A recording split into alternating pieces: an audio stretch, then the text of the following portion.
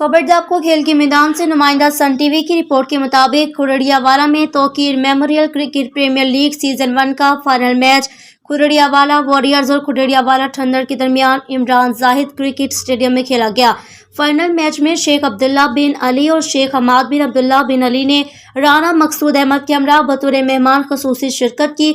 इस मौके पर मेहमानों का पुरतपाक इस्तकबाल किया गया। खुरड़ियावाला वॉरियर्स ने पहले बैटिंग करते हुए मुकर्ररा 20 ओवर्स में 180 रन का हदफ दिया। खुरड़ियावाला थंडर ने 180 रन के हदफ के ताक़ुब हुए सनसनीखेज मुकाबले के बाद आखिरी ओवर में एक विकेट से खुरड़ियावाला वॉरियर को शिकस्त देकर ट्रॉफी अपने नाम कर ली, जबकि खुरड़ियावाला वॉरियर्स के कप्तान 371 रनर्स के साथ लीग के बेहतरीन बैट्समैन और 19 विकेटें हासिल करने वाले अवैस लीग के बेहतरीन बॉलर करार पाए। मेहमान खसूसी की जानिब से लीग के बेहतरीन पेमेंट्स और बॉलर को मोटर बाइक और कैश इनामात, जबकि फास्टी टीम को 3 लाख, रनर अप टीम को 1.5 लाख कैश इनाम और ट्रॉफी से भी नवाजा गया।